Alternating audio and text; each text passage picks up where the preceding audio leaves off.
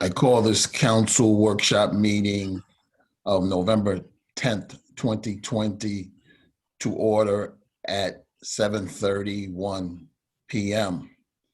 We'll all rise for the Pledge of Allegiance. I pledge allegiance to the flag of the United States of America and to the republic for which it stands, one nation, under God, indivisible, with liberty and justice for all. Will the city clerk please read the Open Public Meeting Act statement? This meeting is called pursuant to the provisions of the Open Public Meetings Law. Notice of this meeting was included in a notice sent to the record in the Star Ledger and advertised in said newspapers on January 17, 2020, posted on the bulletin board in the municipal building, and has remained continuously posted as the required notices under the statute. A copy of this notice is and has been available to the public and is on file in the office of the municipal clerk. Please take notice that in accordance with the Open Public Meetings Act, NJSA 10:4-6 at SEEK and Local Finance Notice 2020-21, New Emergency Regulations, remote public meetings held during a declared emergency, issued by the Local Finance Board on September 24, 2020, and NJAC 5:39-1, Emergency Remote Meeting Protocol for Local Public Bodies, establishing standard protocols. The City Council of the City of Englewood adopted Resolution Number 203-10-13-20, authorizing the remainder of the City of Englewood's schedule of council meetings for 2020 to be held remotely via Zoom. Members of the public who wish to participate in the meeting may do so by clicking on the link below at 7:30 p.m. Link is on our website, or by dialing 929-205-6099. The meeting ID for this meeting is 821-5977-0454, and the passcode is 951632. Individuals calling into this number will be able to fully participate in the meeting, including providing public comment. Public comments may be submitted by 3 p.m. on the date of the meeting, either through written letter or email to meeting@cityofenglewood.org. All written comments shall be read during the public forum portion of the meeting and shall be subject to the same time limitations for public speaking.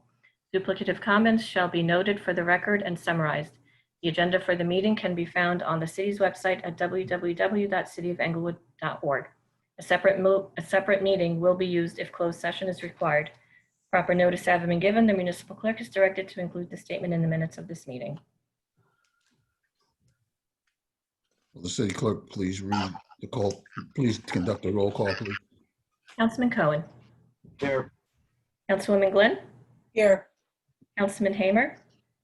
Here. Council President Cobb. Here.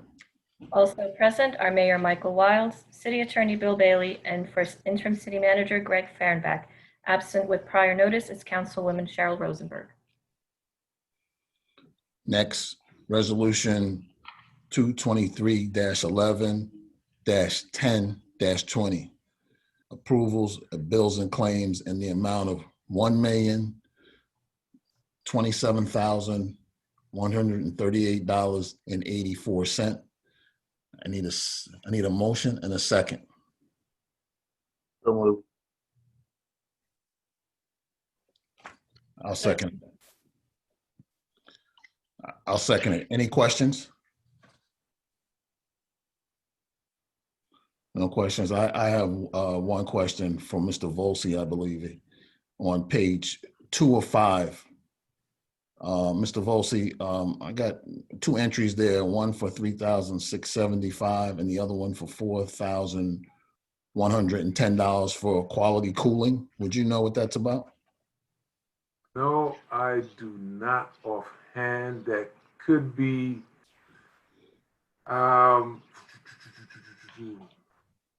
best I can tell. It's probably an HVAC issue and I can't remember which building offhand that they probably worked on, but that's probably something to the DPW. Okay, Mr. Kaufman, would you know that? Mr. Kaufman is on. Yeah, I can get you. I mean, we're up to it now. I could log on and give you exactly what the details are onto my computer, but it'll take like 2 minutes. No, you can let me know. Just shoot me a note. Okay. That'll be fine. Okay. Nancy, we can do roll call, please. If nobody, are there any other questions? Nope. Okay. Nancy, you can do the roll call. Councilman Cohen, Yes. Councilwoman Glenn, Yes. Councilman Hamer, Yes. Council President Cobb. Yes, I vote yes. Next, ordinances for public hearing and second reading. Ordinance, Councilman Cobb? yes. Point of order, I'm sorry to interrupt. I just wanted to note, there's just a typographical error. It's actually it's actually first hearing. So the public hearing, we're introducing tonight. So the Right. public hearing will actually be, I think it's the first meeting in December. So it should be the first reading, right? Correct. Yeah. Okay, just let's correct the record. typographical This will be public hearing, first reading, ordinance 20-07. Yancy, can you read this by title only? Sure, but there's no public hearing. It's just an introduction and first reading. Okay, It's an ordinance amending the municipal land use ordinance of the city of Englewood to create the Englewood South Redevelopment Overlay Zone, ESROZ, for the Englewood South redevelopment area. Mr. Bailey, do you want to give some quick background on this? Sure. This is a continuation of the implementation of the settlement with ERA South. As you may recall, we adopted the redevelopment plan on October 22nd, as well as authorized the execution of a redevelopment agreement. The next step in the process is just amending the zoning ordinance to incorporate the zoning criteria that was already adopted actually in a redevelopment plan. So it doesn't change the substance at all. It's just another procedural step in the process. And you can't do this until after the redevelopment plan was adopted, which again was on October 27th. So it's the same terms and everything else. It's just codifying it. Okay, we got to open this up to the public, right? No, not for introduction, sir. Okay. There will be a public hearing. Hearing at- It's December 4th. December 8th. December 8th, at the December 8th, there'll be a public hearing on this where That's public can ask questions. Okay, let's be clear. Okay, next we have resolutions for vote. Resolution Point of order. point, yes, council. I think we gotta take action on this. Yeah. Need a motion and a second, Mr. We Cobb. need a motion in a second. Excuse me for that. So move. I'll second it. Okay, Roll call. roll call. Councilman Cohen, Yes. Councilwoman Glenn, Yes. Councilman Hamer, Yes. Council President Cobb. Yes. I move that the motion is to be adopted. Next, resolutions for a vote. Resolutions 224 through 228.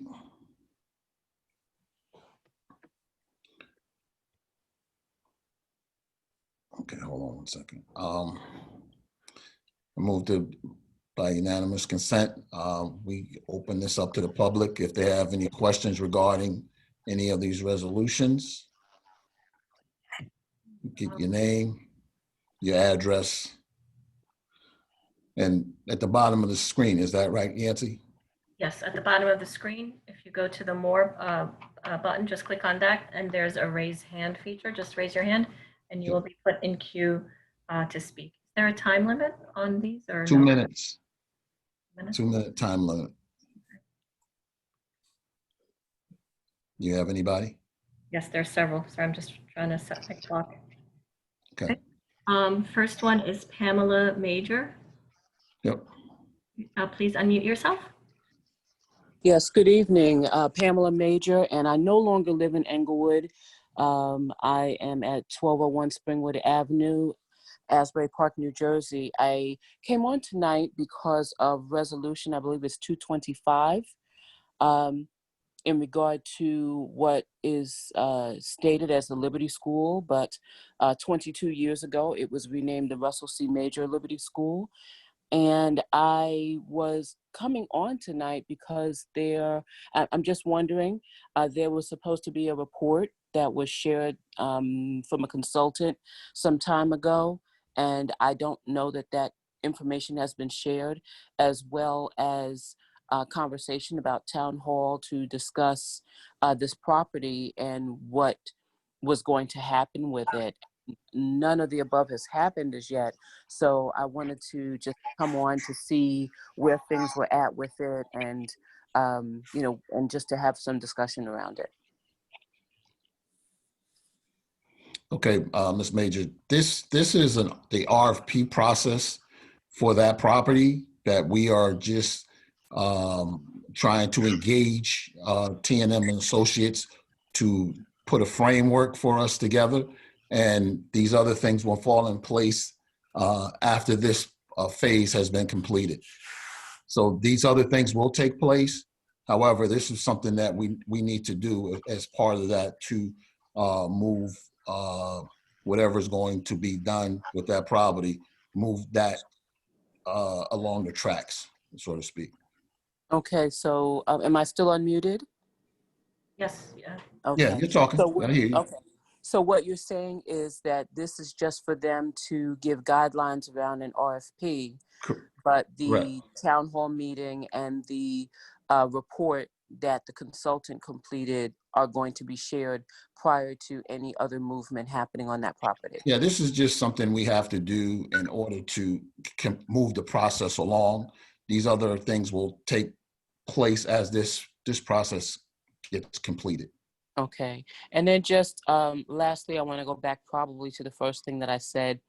And I think, on a local level, Russell Major did a lot for the city of Englewood, and it would be really great if his name was acknowledged next to that school, as it again was renamed for him 22 years ago, in light of his work to integrate the school district, to bring fair housing to Englewood, to bring African Americans into places they had not been in that city before, and his 18 years on the Board of Education, as well as his time serving as a recreation coach for football and helping to be a surrogate father to many people who are civil servants right now in the city of Englewood. So it's just a matter of respect to utilize the name appropriately, since it was 22 years ago that the school was renamed in his honor. So thank you for giving me the time tonight, and I appreciate your clarification of everything. Okay, noted. Thank you. Okay, next is Amy Bullock. Amy Bullock, Howland Avenue, Englewood. Does the council have any idea of what they're looking to include in this RFP? You're voting on a resolution to hire T&M to do planning for the RFP. What kind of direction are they being given? They're being given direction from the council. This guy's a professional in the RFP planning, and he will put together an RFP document that will be given to the public, but based on the conversations that he'll have with each individual member of the council and some stuff that we will get out from the community. Does the council know what types of asks they want included in the RFP? For example, is it going to say it needs to be mixed use? It needs to be a rateable? Well, we'll have all those discussions. The council, each member will be discussing that. So this is why we're starting the framework. So I would say many of the members know, if not all, know what their expectations are. And will the planner be meeting with the community at all? That's yet to be determined, but we will have that conversation with him. But this is just to engage the planner, and then we will set the parameters of what the expectations are. That's all this is to engage it, to start the process. Well, I just think it's important that and in the spirit of transparency, that the community know what the council is asking of the planner. We will communicate that with the community. Absolutely. Thank you. Yeah. Next is Diane Jensen. Hello, Diane Jansen, 589 Ridgeland Terrace.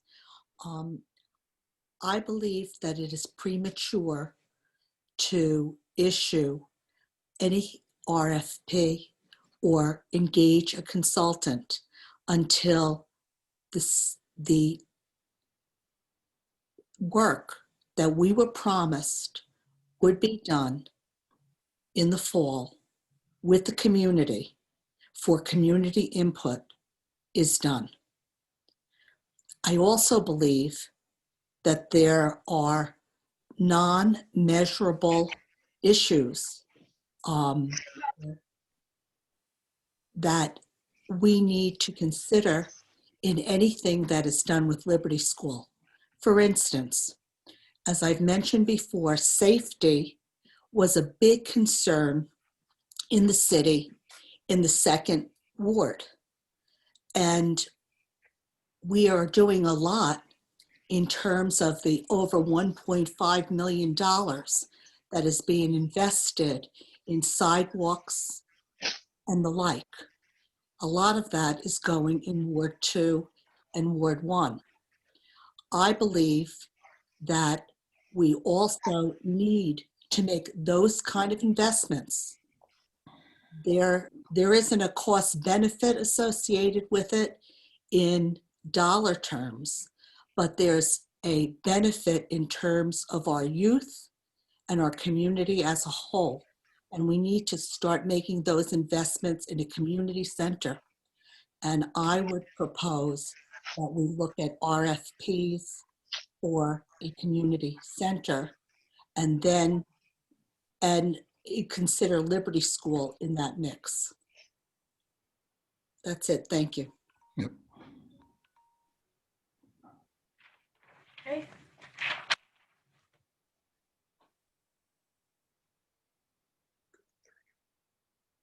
Yeah, you have somebody else? Sorry, it's just a little slow. Next is, it says Harper. Is that Reverend Harper?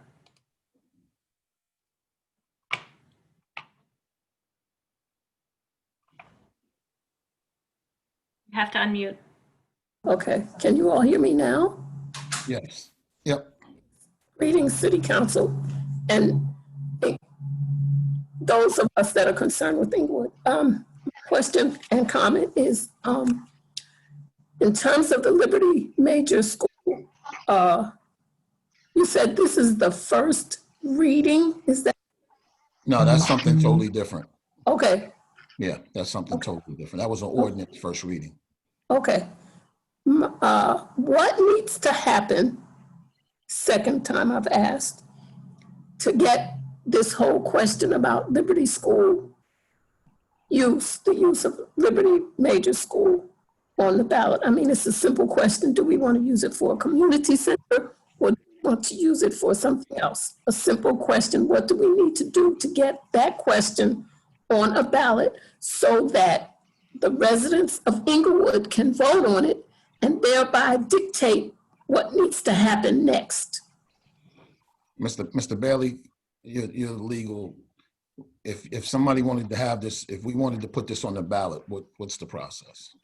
The council would actually get together and craft the question to be put on the ballot and would have to authorize it going on the ballot to then get the feedback and votes essentially from the residents of Englewood as to what they thought about it. And I think what happens is, whatever that decision is, that's what the decision will be, right?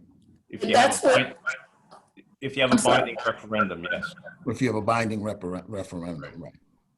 Okay, so may I suggest again that instead of us talking about this until my grandchild is a grandmother, can we please put this to a question on the ballot so that you all, the city fathers and mothers, will know what to do about the Liberty Major School? Why do we keep paying people to do this and do that? Just put the thing on the ballot. Okay. We'll take that into Please. consideration. That's the second time I've asked, Mr. Cobb. You got it. Thank you. Yep.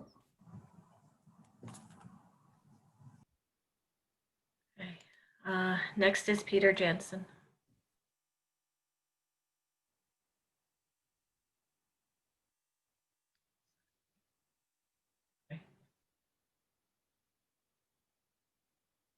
Good evening, Council. My name is Pete Jansen, 589 Ridgeland Terrace. I'm just curious as to why this Russell C. Major item was not listed in the agenda in the back pages with the detail like all the others. There was no detail page for it. Go ahead, Mr. Bailey. We received the actual budget and proposal today from the planner. Okay, thank you. We didn't have it by Friday, unfortunately. Okay, my second question is, are there any constraints put around how the Russell C. Major might be proposed to be used in this RFP? Yeah, but I guess the thing of it is tonight is just to engage the guy, and then we will put a framework around that, which will be shared with the city members and the city as a whole. So this is just something to start the conversation, because you know there has to be a framework to say these are the things that could possibly or potentially go at that property site, whether it's going to be a public, or whether it's going to be a private, or whether it's going to be a public-private partnership. These are all the things that'll lay out. So it lays out all the pros and the cons for that property as well. So it's a comprehensive way of saying, here are your options, community, and what would you like to have? But it also gives whoever's interested in doing whatever they want to do at that property, here is the criteria by which you'll be able to do those things or should do those things. If we were to do a vote, how long would it take? I don't know, when's the next election? That's what I'm afraid of. Yeah, so this is the RFP process is as transparent as it gets, and it's also fair to everybody who wants to engage in this process and property, because it puts a framework around it. Here's what you have to do in order to participate. Here's what they're looking for to be on this site, these particular things. And it gives you the pros and it gives you the cons, and everybody will be entitled to seeing that document and understanding it and asking those questions as well. But we have to start somewhere to move this thing along. Okay, thank you. Yep.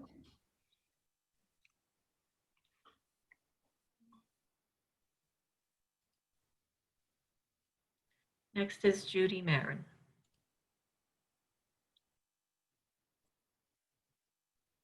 Judy, you have to unmute. Yeah, I just realized that. Good evening, everybody. Judy Marin, 237 West Hudson Avenue.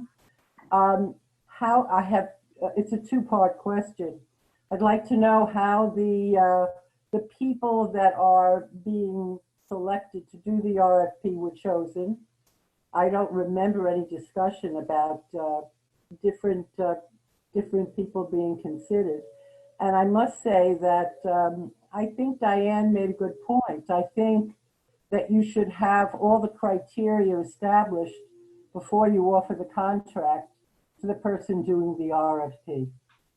Thank you.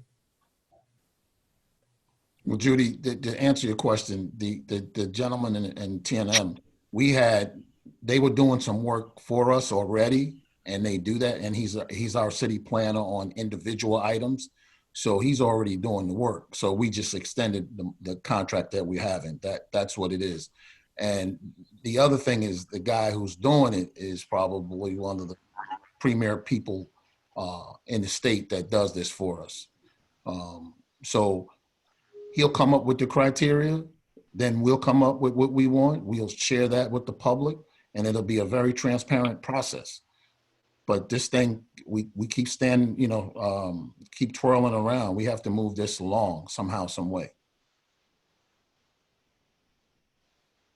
Okay. Yancy. Pamela Major raised her hand again. I don't know if you want to allow her to speak a second time. No. We tell her she can speak in the public session.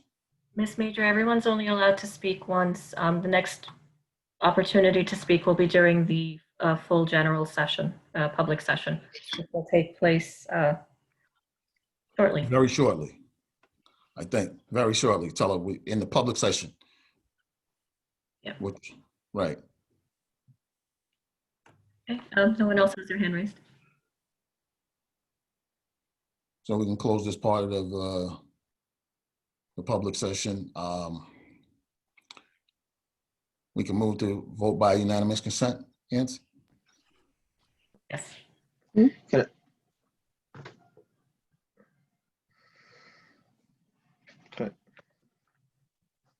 Oh. Can I- But, Mr. Cobb, I'm not sure what do you want to ask if anyone wants to have a resolution pulled off the consent? Right. Anybody want to have a resolution pulled? I would say since, we're having so much discussion on this particular resolution that we should pull it and vote it individually. So number 225. 225? This way, I would also imagine that at the time of having it individually, that we can have an opportunity to speak on it prior to the vote, correct? Prior to. Yeah, you can. I believe Ms. Glenn also had her hand raised. Yes, I also wanted to request 225 to be pulled. Okay. That's it, Mr. Cobb. Okay. So we're going to vote on 224, 226, 227, and 228. Need a motion and a second for it. Move for adoption by unanimous consent on those resolutions. Second. Roll call. Councilman Cohen? Yes. Councilwoman Glenn? Yes. Councilman Hamer? Yes. Council President Cobb? I vote yes. Okay. You want to go back to 225? Yes. Just. Go ahead, go. No, you do a motion, a second, and then Second. discussion on the motion. Say that again? Yeah, you have to have a motion, a second, and then open it for discussion. Okay. Yeah. We have to have a motion and a second on 225. So move. Second. Now we can have discussion. So, Councilman Cohen? so there, I'm obviously listening to everybody, everybody who's speaking for the public, and I had some concerns, prior as well, which I just wanted to bring up and talk about.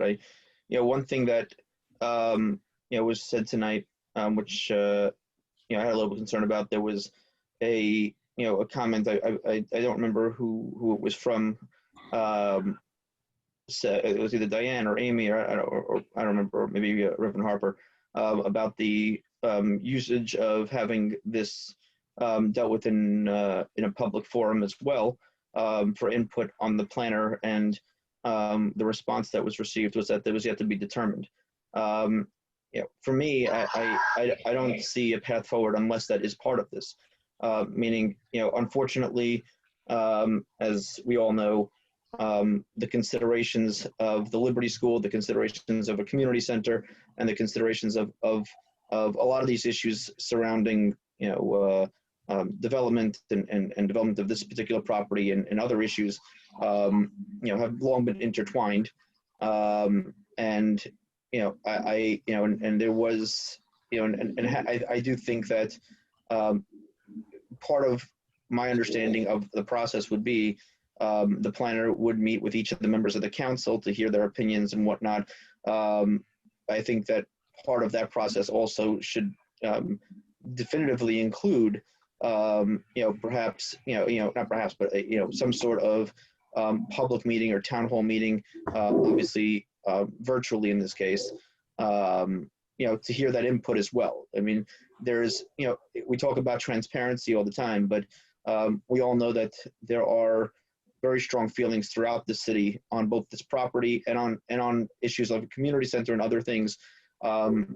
Those feelings are not necessarily by different constituencies throughout the city. They're not necessarily all on the same page. They're not necessarily all identical, but they all deserve an opportunity to be heard by a planner or by anybody who's going to have a say or an input in this process. So I would say that having us to commit to the public that in this process a town hall of some sort or something of that nature would be would be a commitment we make, would be critical in my opinion to moving this forward. This way we don't just say transparency, but we actually upfront make a commitment towards it. And I think we have to go above and beyond the usual on this, considering all the sensitivities we know exist, both in terms of certain constituency groups in terms of Liberty School itself, and the same for constituency groups in terms of the community center ideas. I think we owe it to the public to make that commitment up front, that we're going to have public input and also a public advisement of what's going on in a detailed format, because as we all know, and I'm looking right now on the council meeting, there are 22 people here on the council, and most of the people of those 22 are people who are at meetings all the time, who have a very significant knowledge of what goes on here, and it's a tribute to them that they do. But for these issues, we know that if we had put out there that we're going to have a town hall meeting or some sort of meeting about Lincoln School or about Liberty School or about a community center, we know we wouldn't have 22 people. We'd have 222 people. So I think that I think considering the way this has gone over the years, that's something which should be an upfront commitment to the community. The second area of concern that I have here, is obviously, this is, while I do think that over time this should never have gotten to the point where we're dealing with this for so long, this has been a little bit rushed in the sense of, usually we don't have special meetings unless there are emergency real issues that have to be determined on a specific time sensitive basis. We're doing this with special meetings and whatnot, and I'm not sure, what the, rush of an extra 4 or 5 days is on this. But the more concerning thing to me is the question of, when we talk about each of the council members being able to properly represent their wards in conversations with the planner, to be able to articulate what their vision is and what they believe that their constituency's vision is. We already have an elected, new council representing 40% of this council. Those individuals are going to take office in 6 weeks. So we haven't ever clarified, when we said we're going to have the members of the council having what's very significant input in this process, is that the 2 members who are going to be out in 6 weeks or the 2 members who are going to be in 6 weeks? Especially if you're going to have literally 40% of the council being new in 6 or 7 weeks, whatever it is. I think it's they're going to obviously be a very significant part of this process. But are we saying that we're going to have the planners start without them and then input them afterwards? Or I don't know how that's, I don't know that if speaking to council members before the new year and those 2 new members are actually in, or in some other fashion, is wise, because the 2 new council members, and I don't want to speak for them, but who knows where they're at this point. I don't know specifically where their thought process is compared to the individuals that are currently there. And if those are the same, great. If they're different, great. Everybody's entitled to their opinion and their input, but that's part of this process which has not been discussed. So, and somebody brought up, I think, I don't remember who it was, but somebody brought up the fact that, we just, paid, whatever amount of money to Joyce Dudley to do studies and to give a report, which was told to us that we'd have a report in October. It's now November 10th. We have no such report. We were said we were going to have a meeting with her about this in October. It's now November. We still haven't had that. So here we are starting a new process when I don't even know where we are with the old process. So I just, I do think that we owe it to the city to move this along. And I do think that it is something that needs to happen in terms of figuring the entire thing out both in terms of community center, both in terms of Liberty School. These things are dragging on far too long. We need to get these things moving. We need to get the decisions. But after, folks will say 30 years, we also need to make sure that, that we have our I's dotted and our T's crossed and make sure that we're doing it in a way which the public is comfortable with. So regardless of where this all shakes out, nobody can say that they weren't included. If it goes their way, doesn't go their way, doesn't go what they like, goes what they like, everybody's got to at least feel that they had the proper input in that such a way. And those are just a couple of the, questions I would pose in what we're doing right here. But in the end, but just to finish, in theory, yes, I think we need a planner. In theory, yes, I think we need to have an RFP. It's just, and in theory, yes, I do think we need to move this along as quickly as possible. But I think those are critical questions that we need to answer on this. Ms. Glenn?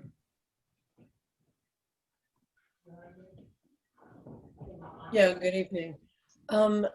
I feel that we need to make sure that in the concrete proposal that we've received from T&M, that it is outlined that there will be at least one meeting with the public and offer like another way of people contributing ideas, be it, via email or some collection place for people who don't have email, where people can participate over, let's say, a 2-week period or something, and also have at least one meeting with the public. It better yet would be what was done with the master plan, where there were a couple, but we have to make sure that the planner is aware of the significant interest and passion that is felt in the community before he starts drafting the RFP. So I think that's vital to the process. And it would be extremely useful to have Ms. Dudley's report as part of the data that he has as he sets out to create the RFP. I did notice in his proposal that he did arrange for public meetings after the RFP, but I think it's vital that it occur before. Mr. Hamer, would you like to comment? Sure. The whole idea behind this was to start putting framework around how we move forward.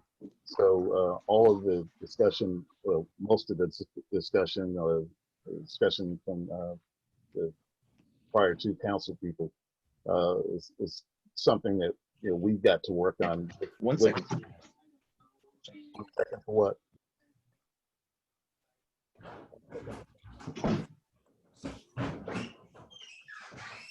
Some can't hear you. Wait. Better? Can't hear you. Okay. There you go. Go on. Huh? Go on. Oh, okay. Charles, Okay. Huh? can I be heard? Yeah. Thank you. Good evening. I really want to thank you, Charles, for putting this up on the agenda. I came back a couple of years ago to regenerate Englewood, and a community center is absolutely critical. And this is the site, and there are already projects that have been put forward. And this is the only legal vehicle that we have, ladies and gentlemen, to move a process forward. We should not be considering the use for the building until we understand all the financial parameters and the needs that the community has, the costs of renovation, the operating costs, and what alternatives are out there. This is what you do best in a community of leaders when you're planning a pandemic, when you plan during a pandemic, and to plant the right seeds. Personally, I believe it's the right site for a community center. I'm honored that Ms. Major keeps coming on to honor her father's memory. I have plaques at City Hall in a closet ready to be affixed. And I think that the spirit of Mr. Cobb and the entire council in being hesitant and cautious is smart. This is dated, this is old. Remember, ladies and gentlemen, pull the lens back. We had $11 million, $6 million and $5 million for the Lincoln and the Liberty School. The city gave that money over so that the Greco School ultimately could be built with the bond money and with that purchase. And it's laid dormant now in the middle of the central business district. Now's the time. This is the legal vehicle to start these important conversations. Mr. Cohen, don't be worried about other council people that are coming in. Thankfully, they're participating this evening. They'll continue to have an ear to the ground. But we have so many challenges ahead of us. This should have been done in our rearview mirror years ago. The fact is, we have to get going on it now. Ms. Dudley and all the mechanics of this, I leave it to Mr. Cobb, the council president, the next year's council president, whoever it's going to be, to make sure that this is shepherded along. This is the right organization. We have institutional knowledge with TNM. We have fronts who we trust implicitly, keeping an eye on all of this. And I'm just impressed that the council's putting it on the agenda, that a lot of the community leaders are concerned about it, but this is the only vehicle and the right time to do this. You finished, Mayor? Yes. Okay. I just want to say one thing, that this will be transparent as much as we can make it transparent as possible. We will have community involvement in that. Nobody said we wouldn't have that, but we have to move this thing along, and it provides us with a framework and a discipline to do that. And we will solicit the comments and we will have the meetings, but we got to engage the person to start to move along. And procrastination, if we continue to do that, you know, we'll get nowhere, and we'll be back here next year at the same spot. That will be unacceptable, you know. And the conversations that we've had in the past, it's interesting that people want to speak about it, but these are the facts, and we will consider everything that everybody has said. But we've had conversations about this thing. This is not something new. And I think that we just have to move along, and the community will be involved in this, you know, 100%, 110%, whatever is going to be there.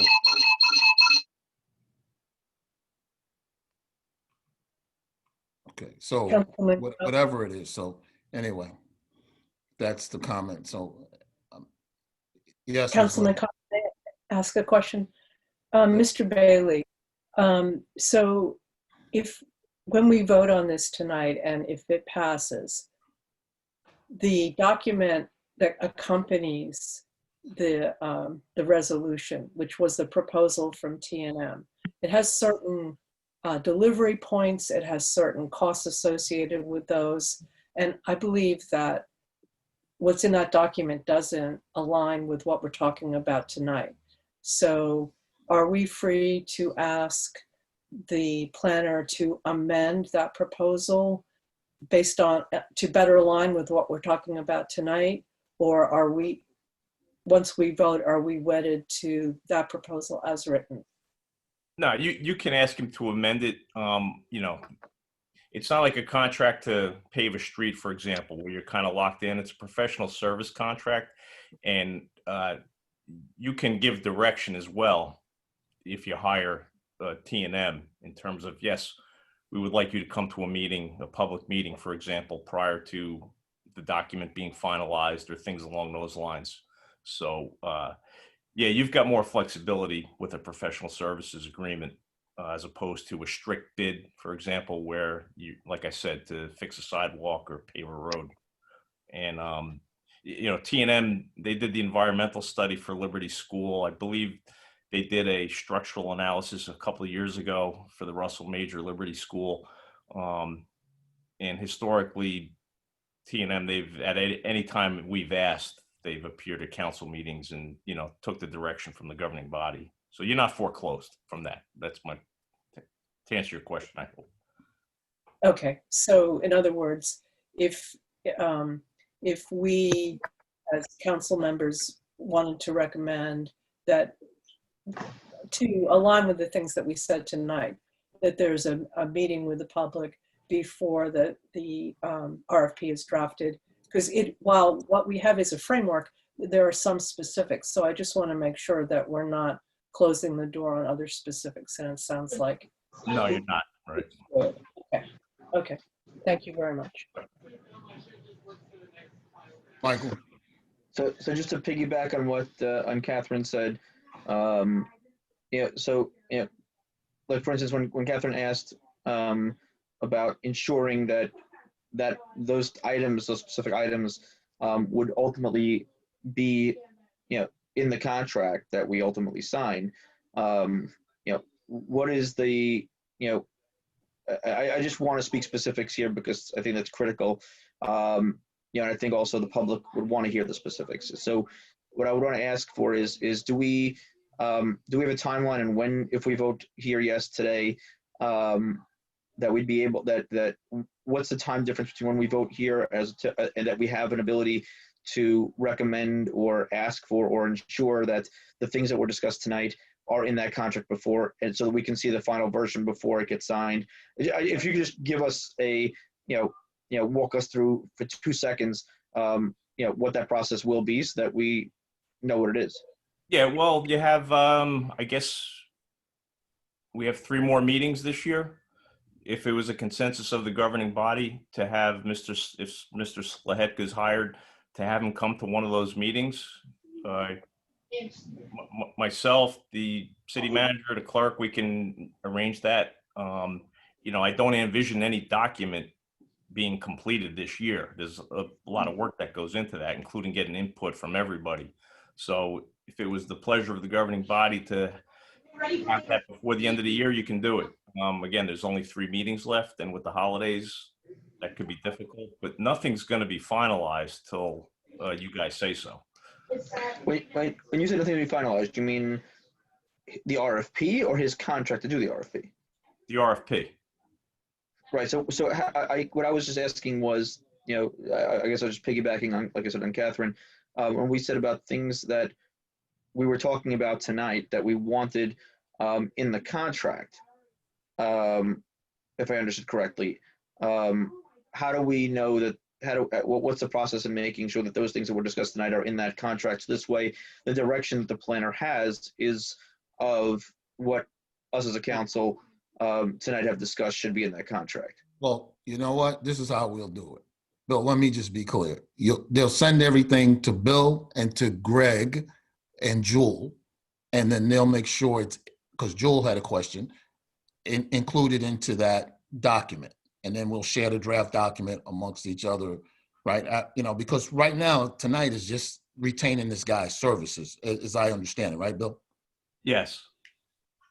And So, if his proposal says he'll come to 3 meetings, but you want him to come to 10 meetings? Well, he'll come to 10 meetings. Come to 10 meetings. You're going to have to pay him for 10 meetings, but. So what's, but if we're, I'm sorry, I'm unclear on this.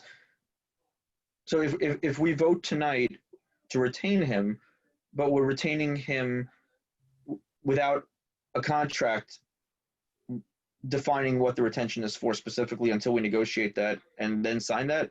No. Well, you're getting charged hourly. Right. So it's not he has a not to exceed amount in there. If he was going to go beyond that amount, you'd then have to do another resolution authorizing that. But my understanding would be is hourly rates don't include contract negotiation up front. That's why I also would want to get this stuff done up front, so it's not part of our hourly rate. If we all have a consensus as to what additional things we want to put into the contract, that shouldn't be part of the hourly rate. That should be done up front before the contract is signed. No, he's not going to bill you for negotiating his agreement. So but that's my question: is when are we going to see the final agreement with him to move forward with everything discussed tonight that we can all, just see and approve and go forward with? It's accepting his proposal. That's essentially the agreement. It's a professional service contract, unlike your typical contracts, like I said, for paving a road, because you're not going to be able to account for every possible phone call scenario in the proposal or in a contract. That's why there's an hourly rate with a not to exceed amount. So within the broad parameters of that proposal, he gets paid hourly, his company gets paid hourly. If additional tasks are asked of him and he does them, once he hits the $19,500, another resolution would have to be done to increase the budget. So let me ask you: are we able, if we have a consensus here tonight, which obviously we'd have to do a straw poll to see, but if we had a consensus here to vote yes with the caveat of amending the contract to just say, or the agreement to say that it has to include, a public session of some sort that we've been discussing. Is that something that we are able to do? Yes, but is it one public session, 5 public sessions, 10 public sessions? I don't think you know at this point. But at least because I hear from everybody who's coming on to this meeting that there is that concern. So I don't think we have to define how many public sessions, but maybe it can be just that there will be at least one public session, and public sessions will be done as needed or as determined, or leave that open. But at least I think the public would feel more comfortable if there is some language in the contract or in the agreement that speaks to public input. I mean, we don't have to have the specifics that we don't have, but at least we can allow the public who are on this meeting tonight to have that sense of comfort that it's important enough of us to put in the language, even if it's just in broad strokes. All right, well, if that's up to the governing body, there'd have to be a consensus on that. Mr. Council President, could we do a straw poll on that? We can, but I will tell you that what's troubling to me is that we had this conversation. When did we have a special meeting? Tuesday? Wednesday? Last week? Wednesday. These questions should have been asked then. And now we're coming back again because people want to pay attention today. This is very troubling to me, but we can have a straw poll. But what I'm saying to you is, and what I think Bailey's saying to you is that we're just hiring the guy to do the framework. If we want him to come 10 times, he'll come 10 times. But what Bill is saying is at some point he's going to be charging us once we exceed the 19.9, whatever that number is. So, whatever you want to have done and whatever questions you want to have inserted to be addressed, as I said, you could send them to Bill and Greg and Jewel, and they'll make sure that they're in there so that this way Stan will know exactly to check the box on the questions that you have or the concerns that you have. So just to understand, I don't think that that's a problem. I don't think that's a problem to have a town hall meeting with him. I just don't see that there. Based on the relationship that we already have existing, based on that he's already doing individual projects for us. So I don't know. Maybe I'm missing it. Mr. Hamer, you want to say something? Yes, I do. I don't think that there's a great need to finalize everything that's going to go into this arrangement. I think we're adopting, this would be to secure the services of professional service of a planner, and we can fine tune what we want to go into this relationship. All we're doing is, recognizing that this planner is going to help us shape what it is that's going to ultimately go into an RFP. 2, help bring in the information from the public as to what the public's concerns are. And at the end of it, we'll have an RFP that will be released to the public and to prospective developers or whomever for use of that site at the Russell C. Major School. So I mean, that's all it is to me. To me, if that's the sense that I'm hearing, that there should be absolutely no opposition to having that articulated in the agreement, if that's what's felt anyway, for the comfort of the public. I disagree with you. I don't think we need to wait for that level of specificity. I think we just need to decide if we're going to move in this direction and stop kicking the can down the road, and then we can fine tune exactly what it is that we want in the way of professional services. So all of your concerns and any other council member can get routed into that group of 3.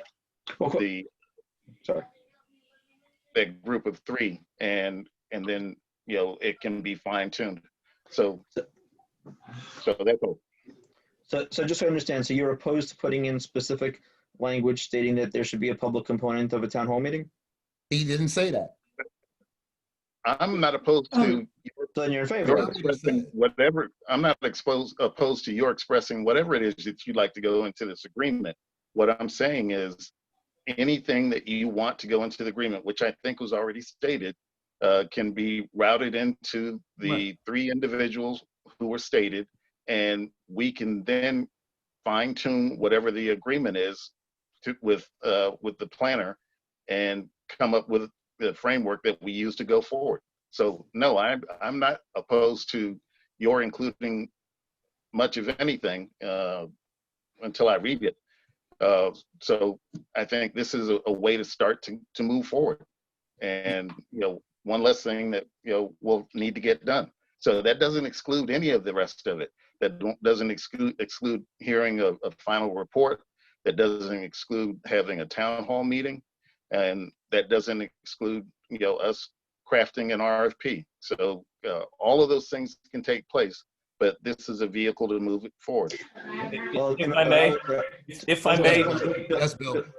if I may, the proposal includes one public meeting. And it also says that the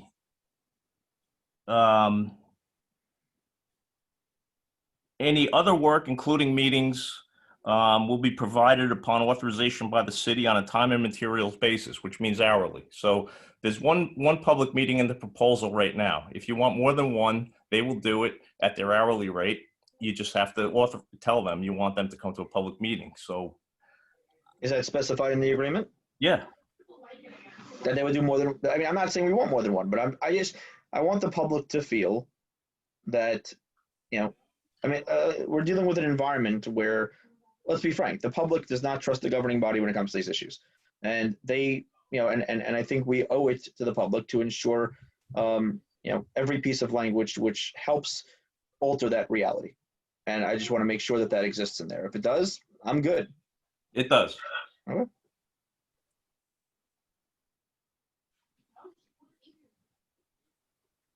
Call for the vote, please.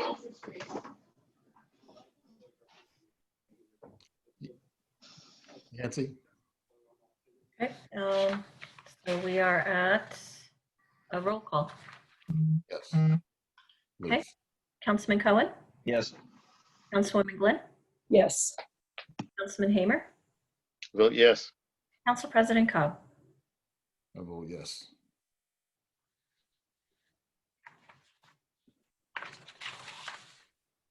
Good job.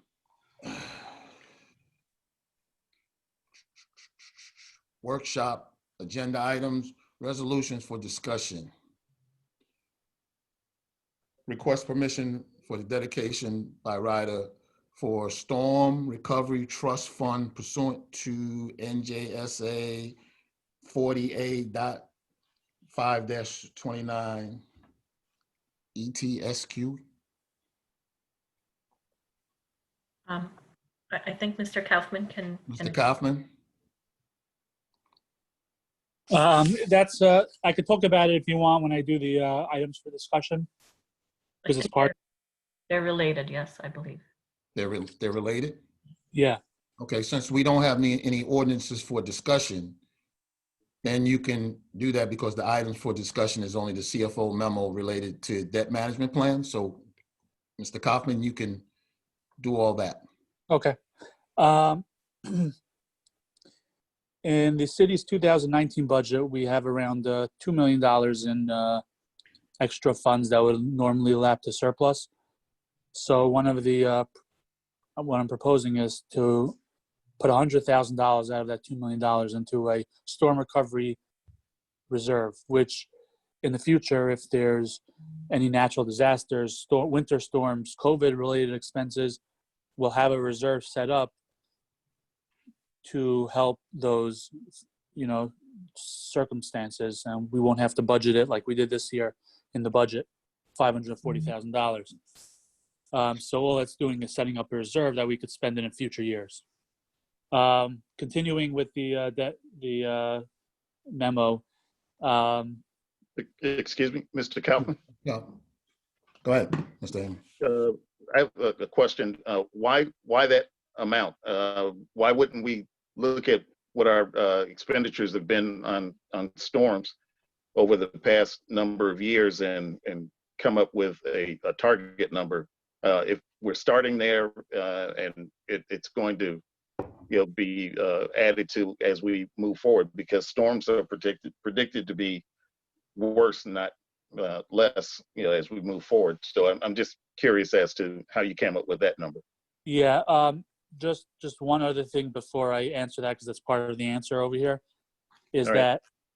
that the city's 2020 budget also includes an appropriation of $540,000 for the COVID, the emergency expenses that we had. So what I want to do also is take for next year, the 540,000, what we didn't spend, is we could also put that into that fund also. So right now, we have a balance of $219,000, plus we have a $150,000 CARES FEMA reimbursement that we just put through last week. So if we get that back, we'll have around $370,000 that we could also put into that reserve. So together, those two expenses could bring almost $500,000. So that will be nicely covered for future storms. And then every year we could just, any extra funds that we have, we could carry over, we could put into the reserve, play it year by year.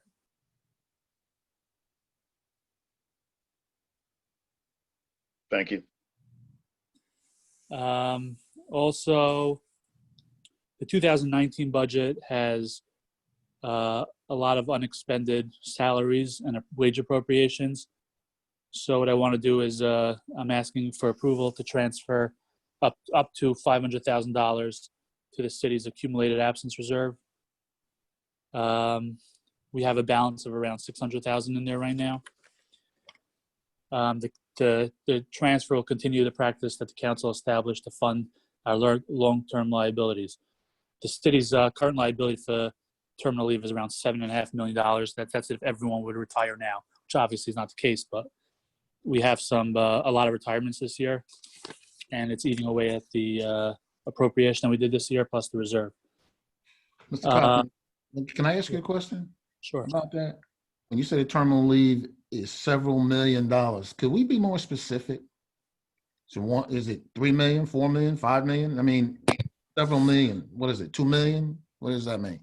No, I'll tell you exactly. It has to be a number, because numbers are factual, right? So it's got to be somewhere approximately whatever.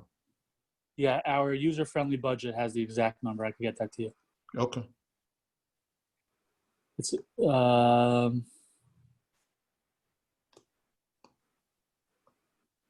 okay, I'll get that to you. Okay. Also, the city this year will experience a shortfall in revenue. Some of those include court, parking, and hotel tax. Yep. Also, another thing that we could do is take 2020 appropriations and see what's not expended by the year end, and in December, hopefully the council will approve me canceling some of those if we have the funds available. But one thing to note is if we cancel it this year and put it to the surplus, next year we won't have that as appropriation reserve. So we're putting it in there instead of next year. Right. And that is it. If there are any questions from the council, other besides for what was asked. Mr. Kaufman, if I can just jump in with a question.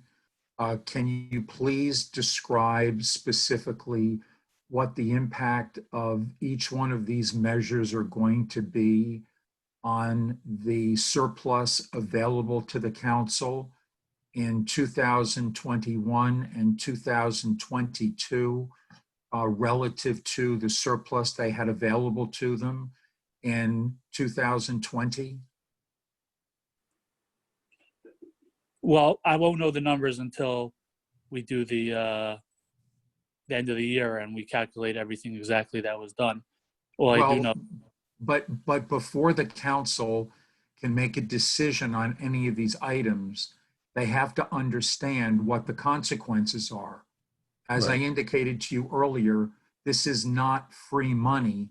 This is taking money that has been either appropriated or money that has been realized, and it's having it affect 2020, 2021, or 2022.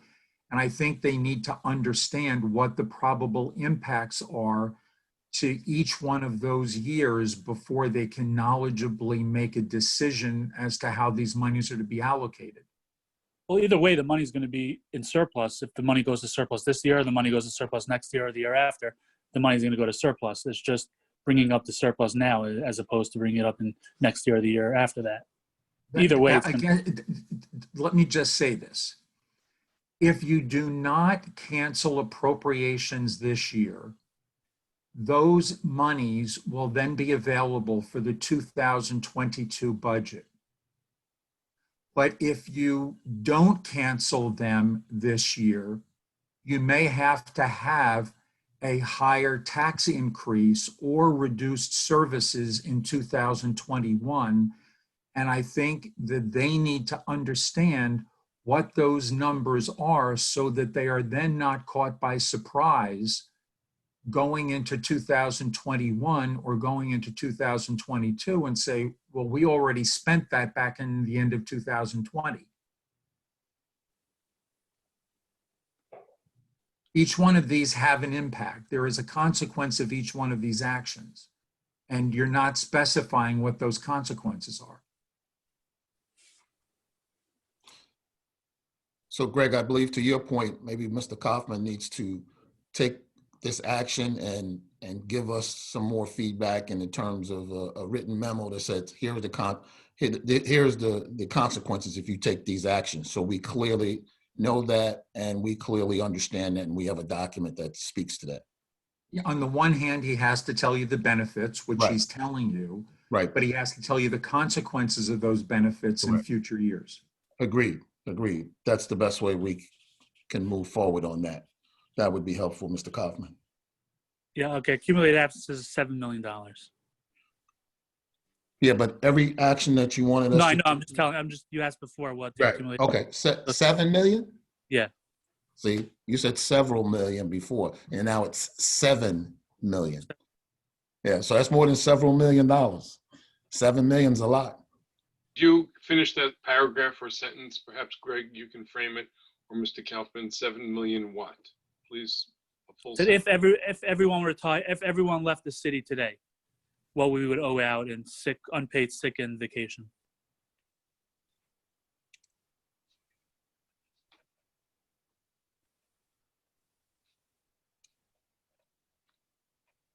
Greg? That was actually, I believe, because Michael indicated that it was the user-friendly budget. Right. That was the condition on December 31st, 2019. And today it could be somewhat higher. Do we have the budgets posted on the website, the budgets? Because I mean, Yes. people listen to Yes. us talk. They all, 18 and 19? Yeah, all the budgets are posted. Yes. They're online. Okay. Are they posted in the user-friendly form? I'll have to check if that's online on the website. If not, if possible, can we get it that way so it'll be Yep. easy for everybody to read, Mr. Kaufman? And Yeah. just go back to Greg's question, whatever actions you are recommending to give us the cons on those actions, that would be helpful for us. So we can make an informed decision or informed decisions. That would be good. All right? Yep. You agree? Okay. Yeah. Sounds good. All right. Thank you. Are you finished with your presentation on the memo here? Yeah. And if we got it, One question. go ahead. One question, Mr. Kaufman, that $7 million number that you provided to us as of the end of last year, could you project what the updated number is? I don't need you to do it right now, but I certainly would like to get that information as you're fine tuning that memo that you put out. Usually the departments give it, we do it in the beginning of every year. We've paid out already around 700,000 this year. So the number is not going to be that much more. If it is, if anything, it'll probably be a little less, but it's a whole process to come up with that number, because all the departments have their, at the end of the year, they have the balance, and then we have to take their salary for the year and calculate the hourly rate, and it's a long process that we do in the beginning of the year, in the beginning of every year anyway. Okay. If you don't mind then, when you state that 7 million is part of this report or the revision to this report, would you also include that explanation just so that it's all in one place? Right. Yep. Okay. Thank you so much. Okay. Anybody else have any questions for Mr. Kaufman?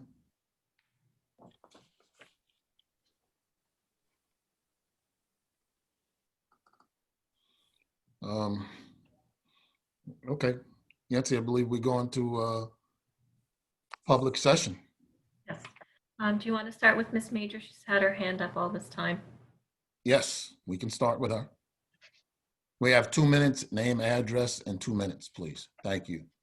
Thank you again, Council, for allowing me to speak. My name is Pamela Major, and I'm at 1201 Springwood Avenue, Asbury Park, New Jersey.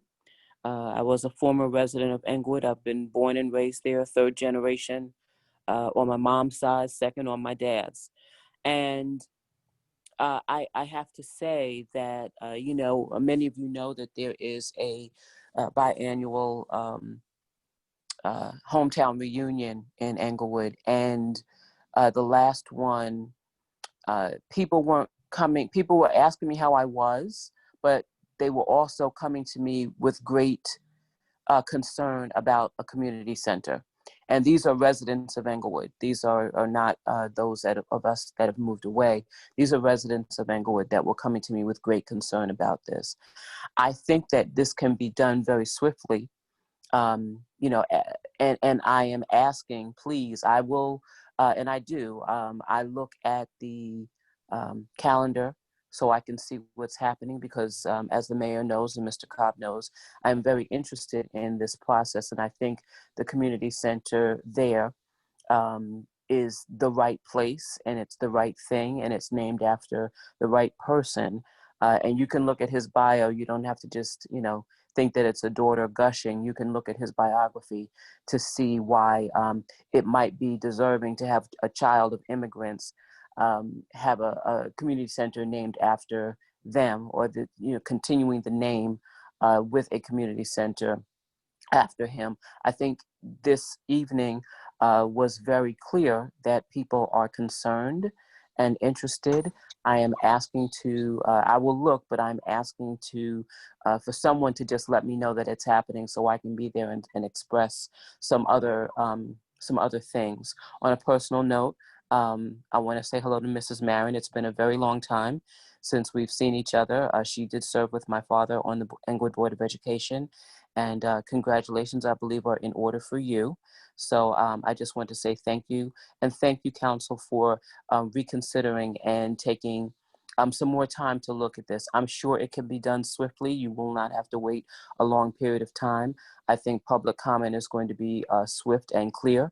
And this is going to be a very easy process in terms of moving it along. And if there is anything, and I have already been in contact and know of some other sources that might be helpful in funding this project into large numbers, I will be more than happy to be of any assistance that I can, from finding funders to help doing fundraising, whatever might be necessary, because I think this is critical for the city that I love and that is my hometown. So I just want to put that out on the record, and thank you again for allowing me to speak. Thank you. Okay, next is Diane Jensen. Hi, Diane Jansen, 589 Ridgeland Terrace. I would like to first say thank you, Ms. Major, for what you just said. And I too believe with a number of people in my neighborhood that would like to have a community center, that the Russell C. Major Liberty School is the right place for a community center for a number of reasons. I would like to thank Michael Cohen, who's my ward representative, for acknowledging how intertwined the building is with the community and a community center, and that we cannot separate those discussions or decisions. I'm a little disappointed that the council did not set advanced parameters for what they were looking for through community input. And in addition to that, select the consultant based on that. Again, knowing how important and intertwined a community center is. And I don't know what experience this planner has with innovative, creative, sophisticated community centers. Thank you. Yeah, I can raise my hand.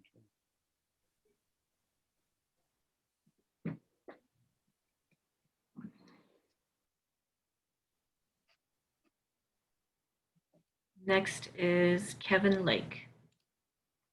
Good evening.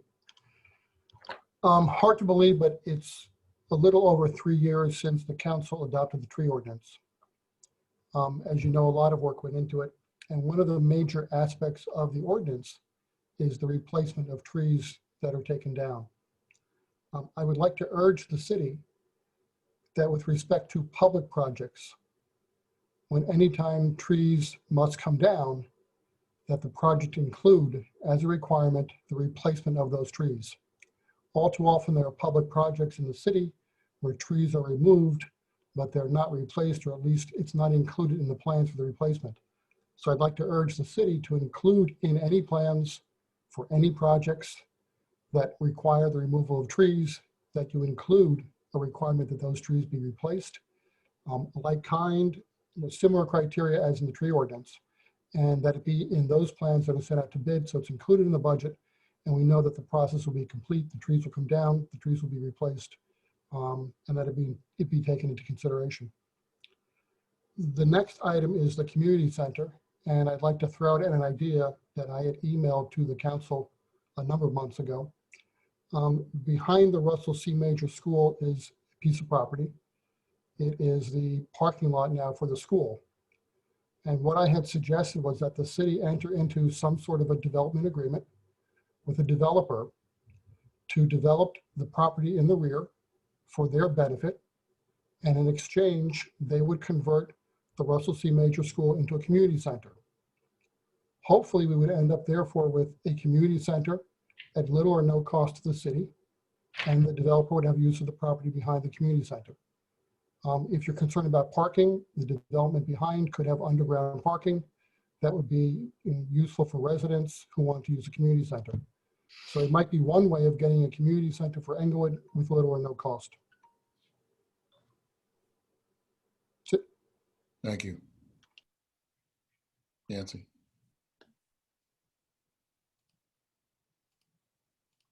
Next is Pete Jansen. Good evening, Council. Pete Jansen, 589 Ridgeland Terrace. The very way 255 was presented tonight, it was rushed and it was not included in the agenda. And all the questions that the council people had all lead me to observe that it really wasn't well planned and brought forward with good forethought and transparency, which I would have hoped from this council. And secondly, I would like everybody to understand, I have 20 years experience in engineering and project management, construction project management for a technology firm. And if I'm designing a clean room, I want to make sure I have a consultant that knows clean rooms inside and out. And that will be completely different from a roof project where I would want to have a consultant that knows roofs inside and out.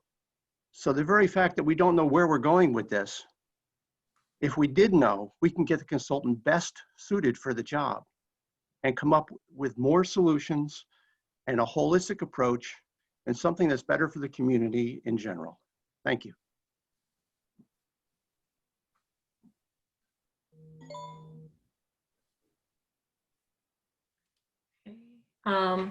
No one else has their hand raised. Do you want me to just ask one last time? Yes. Oh, here we go. Michael Yee. Sorry if I mispronounced that.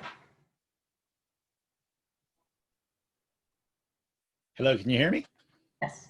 Yes, you got my name right. So thank you so much. My name is Michael Yee. I am at 141 Jane Street.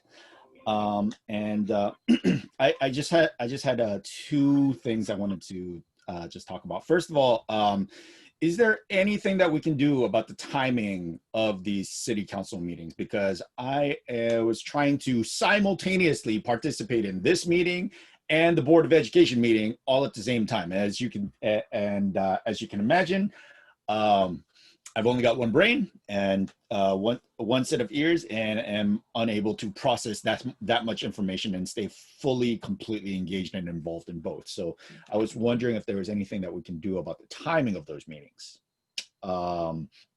Second of all, I'm fresh off the Board of Education campaign trail. And in doing so, I've talked to a lot of students, talked to a lot of teachers, and as you would expect, a lot of the problems that we've been talking about have arisen.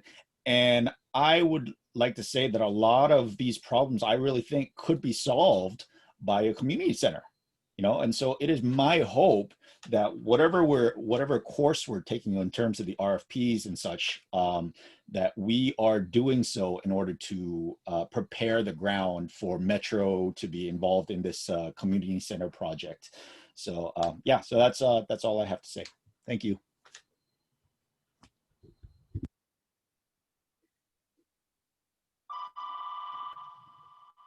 Next is Sunita. Sorry, I always mispronounce the last name. Reverend. There we go. No problem, Yancy. Thank you so much. Good evening, everyone, and thank you. I'm pleased to hear that the City Council is moving towards creating an RFP. I am slightly disappointed, I have to be honest, that the City Council has not given direction to this company about the parameters of that RFP. One of the things that I hope the City Council would do with the community in mind is to direct this company, this corporation, into the parameters, about the parameters of that RFP. It could be anything, right? It could be a space station if we don't give parameters to it. And so I really do hope that the City Council is thinking thoughtfully and about how do we make sure that the community's interests and needs and their desires are added to this RFP process. I speak as a resident, 365 Shepherd Avenue, but then also sort of in my professional role as being on the pastoral staff of Metro Community Church. I hope that Metro continues to be a part of this conversation, because I want to reiterate our desire to use that space. And I've heard Ms. Major, and I've spoken with her about using that space as a community center to honor her father's name, but also to honor the needs of this community. And I think in a very polarized world that we find ourselves in, this could really be a wonderful opportunity for us to unify our town, our city, and to be a model of what unity looks like across the country. So I hope that we keep those things in mind. Thank you and good evening.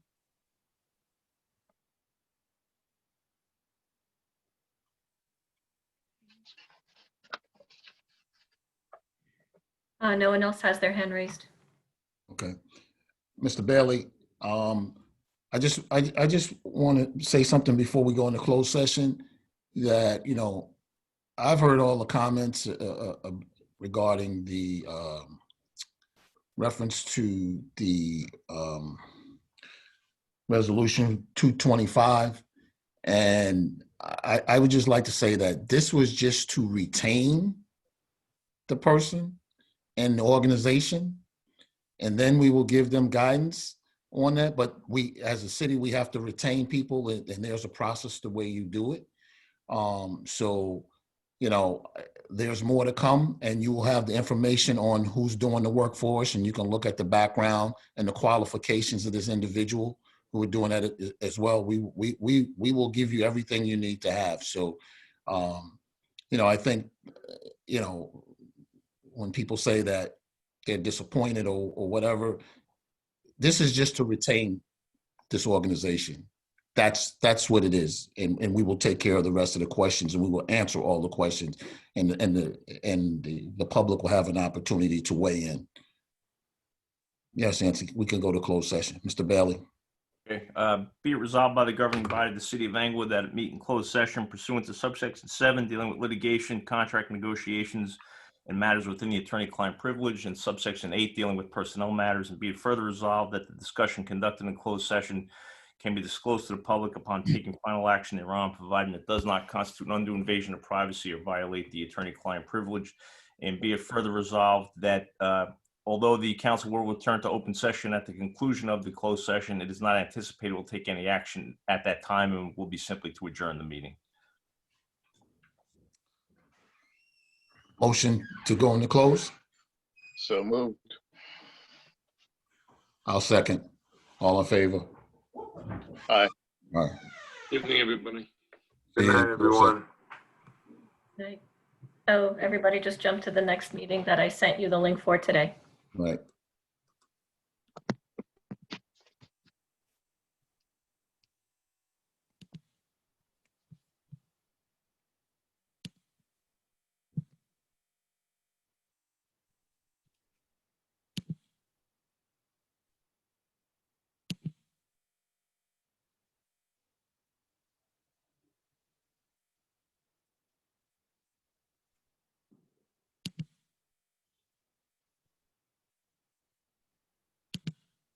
Greg, can you leave the meeting? I can't switch to the next meeting until everybody's off this one. Oh, sorry. Sorry. Let me see. Otherwise, I'm not sure what otherwise it wants to reassign you as the host. I'm not sure what I did. I'm trying to figure it out.